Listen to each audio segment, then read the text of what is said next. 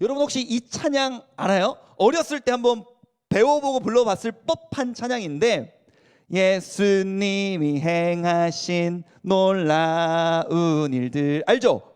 성경을 열 때마다 너무 놀라워. 그 다음 가사가 뭐예요?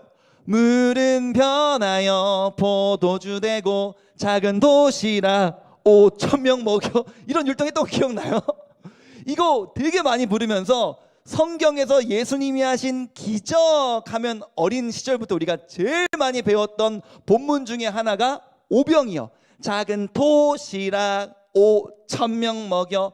오병 5개의 떡과 2마리의 물고기로 5,000명을 먹이셨다는 이 기적을 여러분들이 배우면서 어렸을 때 크게 2가지 메시지를 들었을 거예요.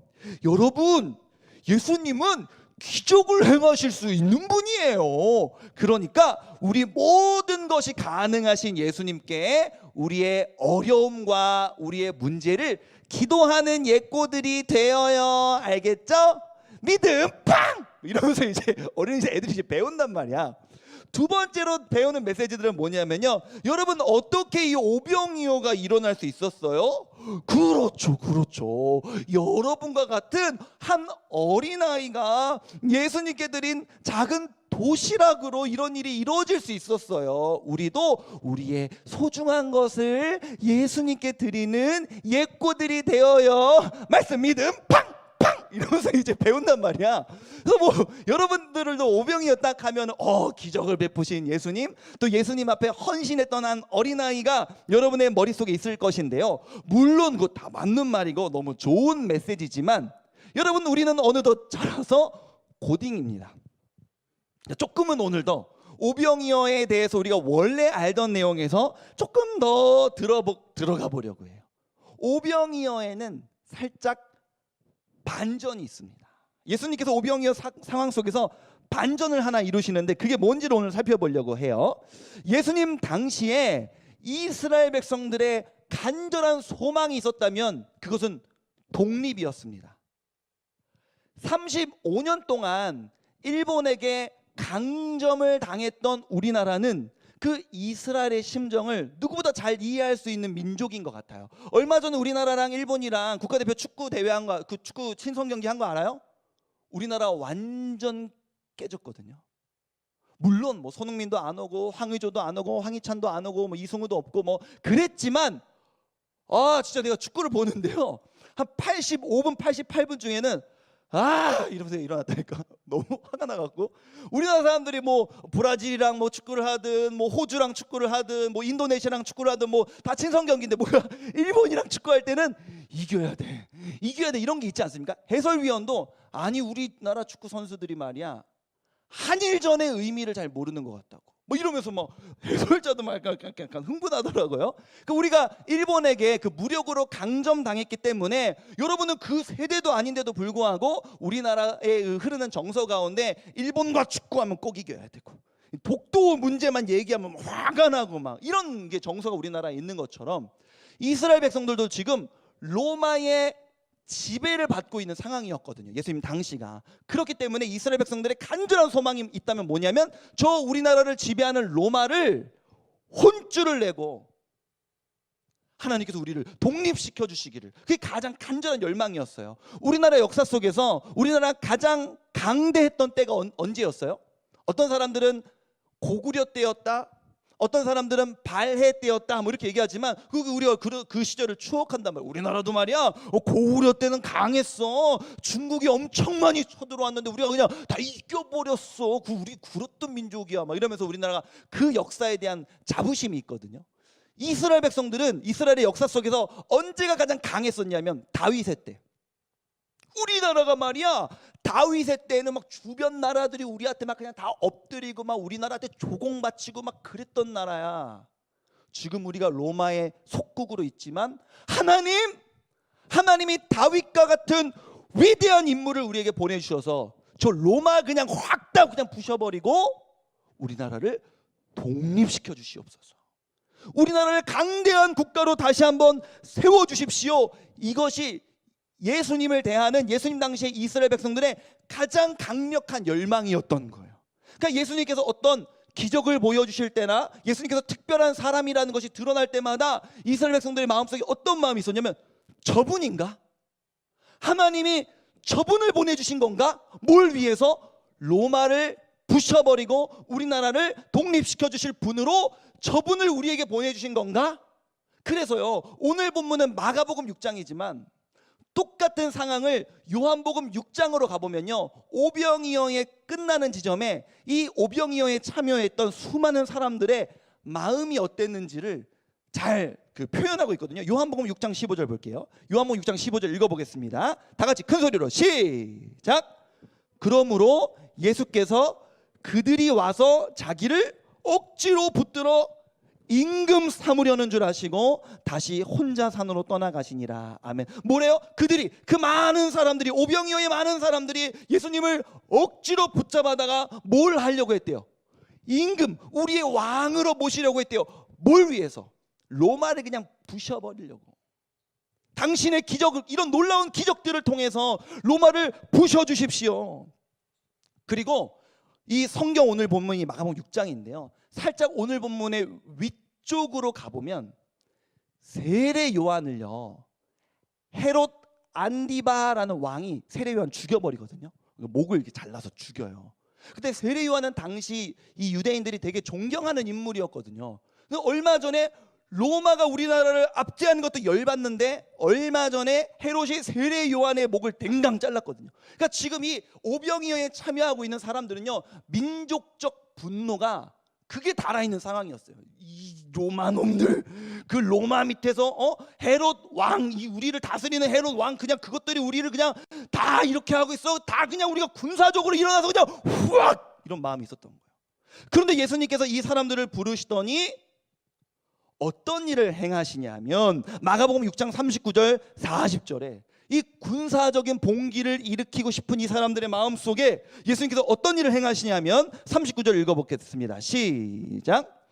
제자들에게 명하사 그 모든 사람으로 떼를 지어 푸른 잔디 위에 앉게 하시니. 떼를 지어 잔디 위에 앉게 하셨대요. 40절도 읽어봅시다. 시작. 때로 100명씩 또는 50명씩 앉은지라. 때로 왜 50명씩 앉히셔? 왜 때로 100명씩 앉히셔? 어떤 인원을요, 이렇게 규격화해서 50명씩 100명으로 나눠서 앉히는 거는 누가 하는 일이냐면요, 군대에서 하는 일이에요. 그래서 성경을 보면 50부장, 100부장, 1000부장 이런 게 나오잖아요. 50명의 군사대장, 100명 중에 군사대장. 그러니까 예수님께서 50명, 100명씩 앉히는데 우리가 알고 있듯이 이 작은 도시락 5,000명 먹인다면서 남자만 5,000명이 있는데 50명, 100명씩 무리를 지어 앉히시니 이 사람들 마음이 두근두근한 거예요. 두근. 드디어 때가 되었구나. 가만히 안 둘 거야, 로마 놈들. 그냥 헤롯, 그냥 내가 가만히 안 둘 거야 라고 하면서 이 오병이어에 참여하는 이 사람들의 마음속에는 이 기대감, 두근두근, 드디어 때가 되었구나 하면서 머릿속에 이런 부금이 아마 흘러가고 있었을 거예요. 제가 부금을 하나 준비했거든요. 부금 한번 틀어주시겠어요? 이런 거. 드디어 때가 되었다. 하나님께서 우리에게 구원자를 보내주셨어요. 다윗의 자손을 우리에게 보내주셨어요. 저 로마를 박살내고 저 헤롯을 부셔버릴 때가 되었다. 형제들이여, 우리의 군사들이요, 우리 다 달려, 뭐 이런 식으로 이제 아마 이게 부금이 이제 머릿속에 흘러나가고 있을 거예요. 이런 기대감으로 마음이 두근두근 하고 있었던 이스라엘 백성들에게 예수님께서 어떤 반전을 이루시냐면, 어떤 일을 하시냐면 오늘 본문의 마지막 절 6장 45절 읽어보겠습니다. 빨강색 글씨만 읽어볼게요. 자, 시작. 자기가 무리를 보내는. 예수님께서 뭐 하셨대요? 무리를 보내셨대요. 아니, 지금 이런 부금이 내 마음에 흘러나오고 있고 막 두근두근해서 이제 막 싸우러 가려고 막 싸울 준비가 다 됐는데 밥 잘 먹었지? 가. 막 우리 예배 드리고 막 친구랑 더 놀고 싶고 막 하는데 교회에서 가 뭐 이렇게 하는 것처럼 김을 확 빼버리는 거야. 가래. 밥 다 먹었으면 가래. 뭐야? 우리 왜 50명씩 100명씩 나눠 앉혔어? 그냥 밥 먹이려고 그랬던 거야? 그게 도시락 나눠주기 편하게 하려고 50명 100명씩 나눠 앉혔던 거였어? 김이 확 빠지는 거죠. 예수님께서 이 오병이어의 반전, 이 사람들은 너무 군사적으로 막 무력 항쟁을 하길 원하는데 예수님께서 그냥 돌려보내시는 이 반전을 통해서 예수님께서 우리에게 하고 싶으셨던 말씀이 뭐였냐면요, 오늘 두 가지 말씀을 나눌 텐데요. 첫 번째 한번 읽어볼게요. 첫 번째 시작. 나는 목자다. 너희들은 나를 군사적 지도자로 삼고 세워가기를 원하지만 나는 그런 존재가 아니라 난 너희들의 목자다.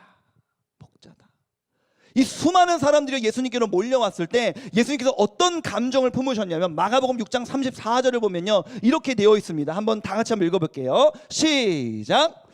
예수께서 나오사 큰 무리를 보시고 그 목자 없는 양 같음으로 인하여 불쌍히 여기사 이에 여러 가지로 가르치시더라. 아멘. 여기서 불쌍히 여기사라는 말은요, 헬라어로 스플랑코니조마이라는 단어인데요.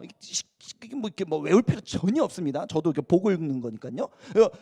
핵심은 뭐냐면요, 이때 고통이 불쌍히 여기다라는 게 이제 고통스러운 거거든요. 너무 마음이 아플 때 이제 마음이 고통스럽잖아요. 근데 그 고통의 강도가 어떠냐면요, 창자가 끊어지는 고통이라는 이 원어적 의미가 담겨 있어요. 그러니까 예수님께서 우리를 보면서 이 분노에 가득 차고 나를 군사적 지도자로 세우려고 하고, 그리고 정말 하나님의 말씀이 무엇인지를 모르고, 그리고 정말 이 세상을 어떻게 살아가야 되는지를 알지 못하고 인생의 길을 잃고 방황하는 그들을 보면서 예수님이 창자가 끊어지는 아픔을 겪으셨다는 거예요. 너무너무 불쌍해서. 얘네가 인생이 뭔지는 알고 있나? 뭘 위해 그렇게 달려가고 있나? 마음엔 분노만 가득 차서 너무 목자가 없어서, 양들을 목자가 이렇게 어디로 가야 될지 알려줘야 양들이 제대로 된 길을 가는 건데, 목자가 없어서 그냥 지 멋대로 하고 싶은 대로 하고 지 멋대로 생각하고 싶은 대로 하고 지 멋대로 인생을 살아가다 보니 길을 잃은 이 양들을 바라보면서 예수님께서 스플랑크니조마이, 창자가 끊어지는 마음 아픔을 경험하셨다는 거예요. 여러분, 이 중동 지역에서 굉장히 오랫동안 그 신약을 연구한 베일이라는 학자가 있대요. 그 베일이라는 학자가 이제 연구한 연구에 따르면 이 양들의 특징이 있잖아요. 양들이 목자를 잃어버리면, 자기 멋대로 막 돌아다니다 혹시라도 목자를 잃어버리면, 양들은 우리가 동물의 감정을 잘 모르잖아요. 근데 양은요, 성향상 목자를 잃어버리면 불안해하는데, 불안해하는 게 그냥 불안해하는 게 아니라 심하게 불안해한다는 거예요. 이게 막 이러면 목자 어디 갔지 하면서 막 너무너무 불안해한다는 거예요. 그 잃어버린 양을 목자가 찾으면, 목자가 이 양에게 어떻게 하냐면은, 제가 그 인형을 하나 준비했거든요. 인형 하나 좀 갖다 주시겠어요? 이 인형을 양이라고 한번 생각해보고 우리 한번 이 설교를 계속 이어갔으면 좋겠는데요. 여러분, 이게 뭐라고요? 양이라고. 이게 뭐라고? 이게 뭐라고? 딱 보니까 이게 뭐야? 양. 그지. 지은아, 딱 보니까 이게 뭐야? 양같이 생겼지. 하원이 딱 보니까 이게 뭐라고? 양. 얘다, 이게 뭐라고? 양. 바다야, 이게 뭐라고? 양. 맞아. 왜? 양털. 집에 있는데 이게 뜯어져 있더라고. 이 양이 주인을 잃고요, 부들부들 떨고 있는 거야. 두려워서 부들부들 떨고 있는 거야. 근데 목자가 돌아다니다가 이 양을 발견했어. 그럼 이 양을 안심시켜줘야 되는데 어떻게 안심시키냐면, 야, 양아 가자, 야, 얘다야 가자 이러면은 매 따라오라고 하면 양이 불안해할까봐 이 양을 번쩍 들어서 이렇게 그냥 안고 가는 게 아니라요, 양을 목 뒤로 넘겨서, 새로 산 목도리 양의 이 두 발을 잡고 꽉 껴안아요. 이거를 이제 성경은 어떻게 표현하냐면요, 목자가 어깨에 양을 메었다. 우리 이런 소리가 괜찮은데, 따뜻한데? 누가복음 15장 5절 읽어봅시다. 이 상태에서 15장 5절. 자, 시작. 또 찾아낸즉 즐거워 어깨에 메고. 이 어깨에 메고는요, 원어로 보면요 복수로 돼 있어요. 어깨에 메고가 단수였으면 이거지, 이거. 근데 어깨에 메고가 아니라 어깨들에 메고라고 되어 있어서 이렇게 방금처럼 이렇게 아는 거예요. 다시 말하면 목자가 내가 다시 너 잃어버리지 않을 거야. 네가 어디 가더라도 내가 이렇게 너 꼭 껴안고 있을 거야. 안심해. 이렇게 안심을 주기 위해서 목자들이 이렇게 했다는 거죠. 감사합니다. 이거 인형 가져가 주시면 감사하겠습니다. 이스라엘 백성들은요, 예수님을 지금 임금으로 군사적 지도자로 세우기를 원하셨지만 예수님께서는 지금 그들에게 뭐라고 말씀하고 계신다고요? 지금 그들이 뭘로 서 계신다고요? 나는 군사적 지도자가 아니라 너희들의 목자야, 목자. 길 잃은 양처럼 불안에 떨고 있는 너희들에게 꼴을 먹이고 너희들에게 쉴만한 물가를 제공하며 너희들을 꼭 껴안아 안심시켜주는 나는 너희들의 목자야. 여러분, 오늘 본문 6장 39절을 봅시다. 오늘 마가복음 6장 39절을 보니까요, 이 사람들이 때를 지어 어디에 앉아 있었대? 빨강색 글씨 한번 읽어봅시다. 시작. 푸른 잔디 위에 앉게. 예수님이 이 백성들 데려다가 어디다가 앉으라고 하셨냐면, 야, 잔디 있는 대로, 푸른 잔디 있는 대로 앉아. 아까 이렇게 때를 50명씩 100명씩 이 사람들을 어디에 앉혔냐면 푸른 잔디 위에 앉게 하셨대. 여러분, 머릿속으로 한번 상상해 보세요. 많은 사람들이 푸른 잔디 위에 이렇게 앉아 있어. 무슨 그림이야 이게? 혹시 알겠어요? 무슨 그림이냐면 이게 시편 23편 1절에 나오는 그림인 거야. 시편 23편 1절 2절에 보면 뭐라고 나오냐면, 너무나 잘 알지. 여호와는 나의 목자시니, 여호와는 나의 목자시니 내게 부족함이 없으리로다. 여호와는 나의 목자시기 때문에 그분이 나에게 무슨 일을 행하시냐면 2절, 그가 나를 푸른 풀밭에 누이시며. 예수님은 지금 이 모습을 통해서 시편 23편, 이스라엘 백성들이라면 자다가 툭 건드려도 여호와는 나의 목자시니 내게 부족함이, 누구라도 다 알고 있는 이 말씀을 상기시키는 거예요. 지금 너희들이 있는 곳이 어디야? 푸른 초장.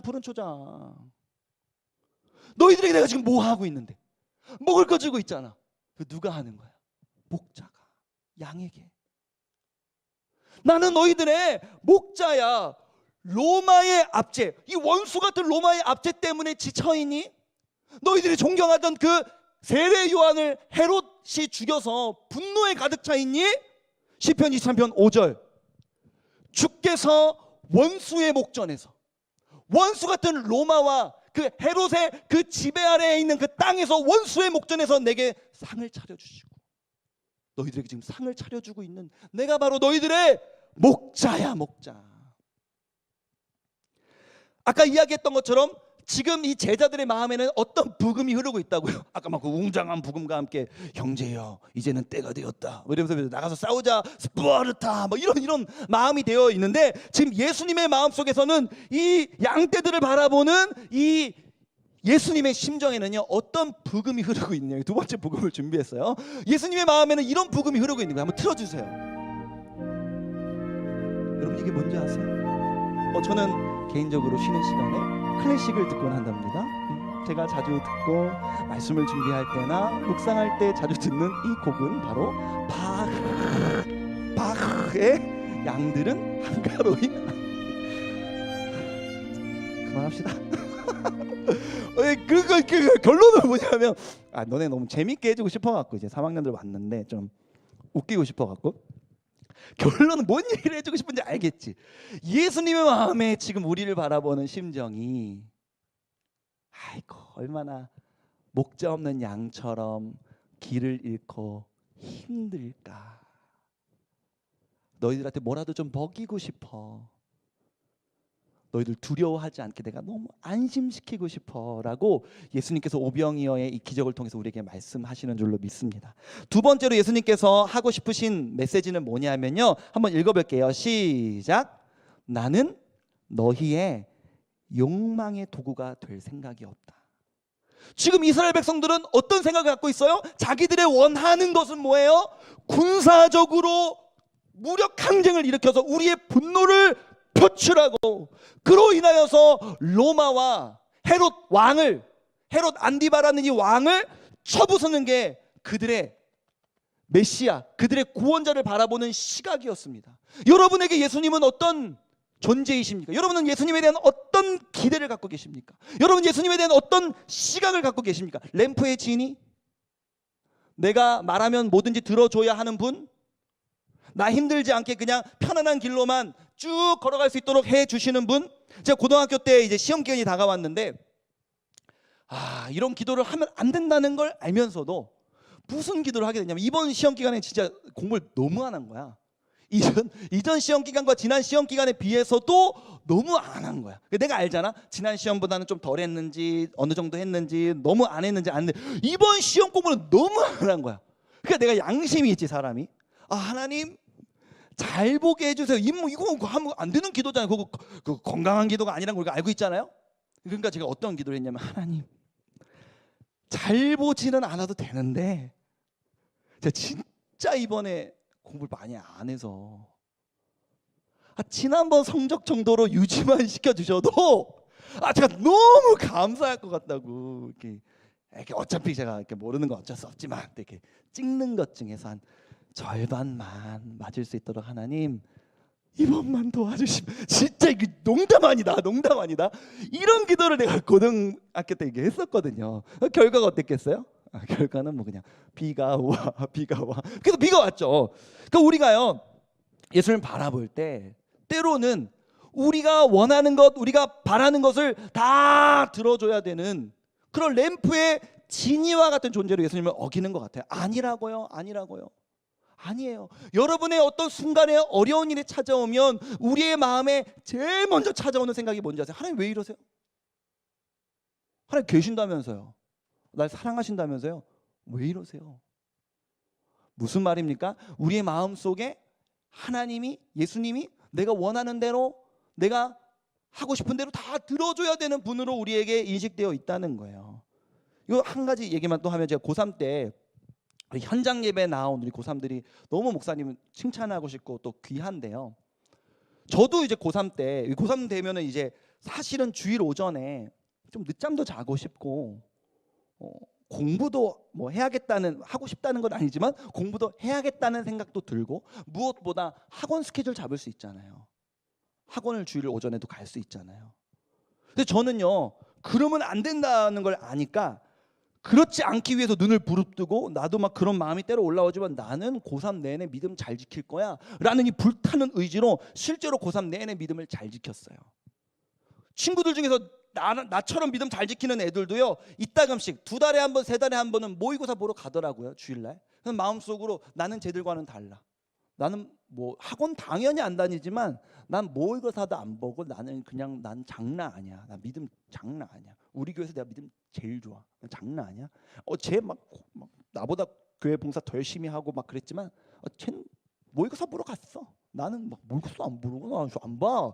하나님 지혜 주시면 막 되는 거지. 내가 모의고사 왜 봐? 뭐 이러면서 제가 막 1년을 그렇게 보냈거든요. 그러니까 믿음을 실제로 잘 지켰어요. 예배도 잘 드리고 막 이런, 기도하면서도 하나님 저는 뭐 욕심이 있어서 그러는 건 아니에요. 근데 저는 정말 고3 때 하나님 믿음 잘 지키고 싶습니다. 그리고 근데 저 이렇게 믿음 또 잘 지켰는데 또 이렇게 수능을 또 너무 못 보면 또 이렇게 하나님께서 조금 이렇게 손해시잖아요. 이렇게 믿음 생활 열심히 했다는 아이가 이렇게 공부 약간 성적이 안 나오면 한 것보다 그거 좀 아닌 거잖아요, 하나님. 그러니까 적절한 선에서 우리가, 저도 욕심 부리지 않고 하나님도 이렇게 좀 괜찮으신 선에서 어느 정도 마무리가 딱, 아시죠? 이런 식으로 제가 그런 마음이 있었거든요. 근데 제 기준에서는 수능이, 저희 이렇게 핑계지만 저희 때 수능이 되게 어려운 해였어요. 근데 제가 공부를 이제 깊게 하지 못하고 얕게 했던 결과긴 하지만 제가 평소에 이제 모의고사 보던 점수보다 심각하게 이제 수능이 낮게 나온 거예요. 나는 욕심이 없고 나는 믿음이 잘 지켰다고 생각했는데 내가 생각했던 기대보다 수능 점수가 완전 안 나오니까 하나님 저한테 왜 이러세요? 와, 저 고3 내내 내가 믿음 생활 얼마나 열심히 했는데 쟤 막 1년에 뭐 3분의 2 안 나왔는데 제일 잘 보고 나는 진짜 믿음 잘 지켰는데 이거 아니죠, 이거 아니죠 하면서 막 하나님을 향한 원망과 분노. 제가 그때 알았어요. 사람은 위기에 처해 보면 본 모습이 나오는구나. 고3 내내 막 그냥 시험 직전까지는 막 믿음이 좀 괜찮은 사람이라고 생각했지만, 그렇게 내가 어려워지니까요, 그렇게 되더라고요. 그럼에도 불구하고 하나님께서 우리에게 원하시는 건 뭐냐 하면, 난 너희들의 욕망의 도구가 될 생각이 없다. 내가 원하는 것은 너희들의 목자가 되는 것. 갈 길을 잃고 지쳐 쓰러져 있는 너희들을 푸른 초장으로 인도해 꿀을 먹이고 쉼을 주고 원수의 목전에서 상을 차려주는 것이 내가 너희들에게 하고 싶은 사역이다 라고 예수님께서 말씀하여 주십니다. 사랑하는 우리 송림고등부 친구들, 특별히 현장에 모여있는 고3들이 제일 힘들지. 고1, 고2 힘들죠. 하지만 인정해야 됩니다. 고3이 제일 힘들지 뭐. 솔직히 말해서. 고3들 어떤 마음으로 예배 가운데 나오셨습니까? 예배 가운데 나올 때 여러분 갈등은 없으셨습니까? 그런데 갈 길을 잃고 마음을 도대체가 잡지 못하고 내 인생은 어떻게 살아야 되는지, 믿음은 어떻게 지켜가야 되는지 모든 향방 없이 그저 공부만 하면서 내 인생의 방향을 찾지 못하면서 불안하고 두려워하고 있는 어린 양과 같은 우리를 오늘 예수님께서 꼭 껴안아 주시고 우리를 푸른 초장에 누이시며 이 영적인 꼴을 통하여 우리를 회복시키실 것을 믿습니다. 우리 그렇게 찬양하면서 우리의 목자이신 예수님을 고백했으면 좋겠는데요. 오늘은 설교를 시작하면서 어린이 찬양으로 시작했기 때문에 이게 끝날 때도 약간 어린이 때 불렀을 법한 찬송가를 불러볼 거예요. 우리 자리에서 한번 일어나서 이 찬송가 혹시 알아요? 주는 나를 기르시는 목자요. 그러니까 나는 주님의 귀한 어린 양. 그냥 양 아니고 어린 양. 38살입니다. 푸른 풀밭 맑은 시냇물가로 나를 늘 인도하여 주신다. 주는 나의 좋은 목자, 나는 그의 38살이어도 어린 양. 저를 따라 꼴을 먹여주시니 내게 부족함 전혀 없어라. 우리 그렇게 함께 찬양했으면 좋겠습니다. 어린아이와 같은 마음으로 하나님 앞에 전 주님의 어린 양이에요 이렇게 고백했으면 좋겠습니다. 주는 나를 기르시는 목자요, 나는 주님의 귀한 어린 양. 푸른 풀밭 맑은 시냇물가로 나를 늘 인도하여 주신다. 우리 한 번 더. 주는 나를 기르시는 목자요, 나는 주님의 귀한 어린 양. 푸른 풀밭 맑은 시냇물가로 나를 늘 인도하여 주신다. 주는 나의 좋은 목자, 나는 그의 어린 양. 저를 따라 꼴을 먹여주시니 내게 우리 한 번 더 처음부터 고백합니다. 주는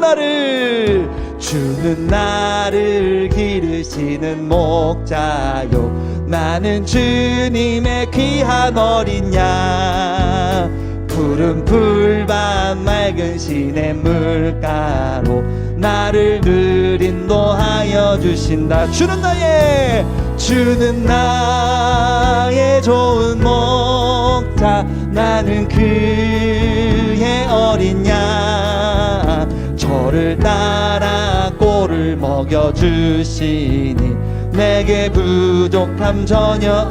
예쁜 새들 노래하는 아침과 노을 비키는 고운 황혼에 사랑하는 나의 목자 음성이 아멘. 주는 나의 좋은 목자 나는 그의 어린 양 저를 따라 꼴을 먹여주시니 내게 부족함 전혀 3절 못된 짐승 나를 해치 못하고 거친 비바람 상치 못하리 나의 주님 강한 손을 펼치사 나를 주야로 지켜주 주는 나의 좋은 목자 나는 그의 어린 양 저를 따라 꼴을 먹여주시니 내게 부족한 우리 마지막으로 주는 나의 좋은 목자 나는 그의 어린 양 저를 따라 꼴을 먹여주시니 내게 부족함 전혀 없어라. 아멘. 우리 기도하기를 원합니다. 하나님, 여러분 오병이어의 반전이 있었네요. 많은 이스라엘 백성들은 예수님을 통하여서 자신들의 욕심과 욕망을 이루고 싶었습니다. 분노를 표출하고 전쟁을 일으켜 우리가 우월한 국가가 되기를 원했습니다. 가슴이 두근두근했습니다. 그들의 머리에는 그 우렁웅장한 부금이 흘러나왔습니다. 그런데 밥을 먹이신 예수님께서 하신 행동은 다 먹었니? 배부르니? 이제 돌아가 일상으로 돌아가 하신 것이었습니다. 사랑하는 하나님, 오늘도 세상의 욕심과 욕망과 나의 목표에 사로잡혀 인생을 도대체 어떻게 살아야 하는지 갈 길을 잃고 목자 없는 양같이 불안하고 두려워 떨고 있는 우리를 예수님께서 너무너무 가슴 아파하시며 스플랑크니조마이 우리를 양 어깨에 들쳐매고 꼭 껴안고 푸른 초장으로 인도해 우리에게 필요한 꼴을 먹이시는 분인 줄로 믿습니다. 여러분, 제가 고3 때 수능을 여러분의 표현으로 망쳤지만 제가 불행해 보이시나요? 누구보다 행복한 목사, 분당 우리 교회 송림고등부 목사라는 게 전 너무 자랑스러워요. 사랑하는 가정을 주신 하나님께 너무 감사해요. 같이 기도할 때, 하나님, 내 삶에 크고 작은 굴곡이 있고 그 아래서 나는 찢기고 상해 때로는 울고 있을지 모르지만 결국엔 하나님께서 나에게 가장 좋은 길로 푸른 초장과 쉴만한 물가로 원수의 목전에서 상을 차려주시는 일들로 우리의 인생을 이끌어 가신다는 사실을 기억하며 살아갈 수 있도록 인도하여 주옵소서. 특별히 우리 사랑하는 고3들, 남아있는 이 고3 시기 동안 내 내면은 힘들고 어렵겠지만 나는 주님의 귀한 어린 양, 목자이신 주님께서 나의 삶을 가장 적절하게 인도하실 것이라는 이 믿음 흔들리지 않고 남은 기간 걸어갈 수 있도록 주여 내게 은혜 베풀어 달라고 우리 주여 몸으로 주갑심하여 통성으로 기도하십니다. 주여, 은혜로우신 아버지 하나님, 사랑하는 우리 송림고등부 친구들과 우리 사랑하는 선생님들과 스태프들, 하나님 이 자리에 함께 모여 우리가 예배할 수 있도록 은혜 베풀어 주시니 감사합니다. 하나님, 오늘 본문 말씀을 통하여서, 하나님 오병이어를 통하여서 하나님께서 우리에게 하시는 말씀이 무엇입니까? 이 이스라엘 백성들을 50명씩 100명씩 때를 지어 푸른 초장에 앉게 하시며 하나님 그들에게 꼴을 제공해 주시는 주님, 그들의 목자로 서 계신 주님을 찬양합니다. 하나님, 주님은 우리의 목자이시여 우리는 주님의 귀한 어린 양인 줄로 믿습니다. 아직 어려서, 아직 어리석어서 갈 바를 알지 못하고 헤매는 우리이지만, 때로는 길을 잃는 우리이지만, 그래서 불안해하며 덜덜덜덜 떨고 있는 우리의 인생이지만, 목자이신 주님께서 그런 우리를 바라보시며 스플랑크니쇼마이 그 찢어지는 창자가 찢어지는 그 고통으로 우리를 향하여 아픔을 표현하시며 하나님 주님 앞에 우리가 그 심정으로 나아가길 원합니다. 우리의 삶을 우리의 목자 되시는 주님께서 결국에 인도하신다는 사실을 깨닫고 우리의 욕심과 욕망이 이루어지지 않는다고 좌절하는 인생이 아니라 나를 어떤 환경이든 어떤 고난이든 어떤 상황을 통해서든 결국에는 하나님께서 가장 기뻐하시는 자리로 나를 견인해 가신다는 그 믿음의 확신 붙잡고 우리가 살아갈 수 있도록 인도하여 주시기를 원하오니 오 주님 인도하여 주시옵소서. 주님 사랑하는 우리 아이들을 붙잡아 주시되 특별히 우리 고3 친구들을 붙잡아 주셔서 불안하고 힘든 마음들 가운데 주여 역사하여 주시옵소서. 주여 역사하여 주시옵소서. 주님 인도하여 주시옵소서. 주님 채워주시기를 원합니다.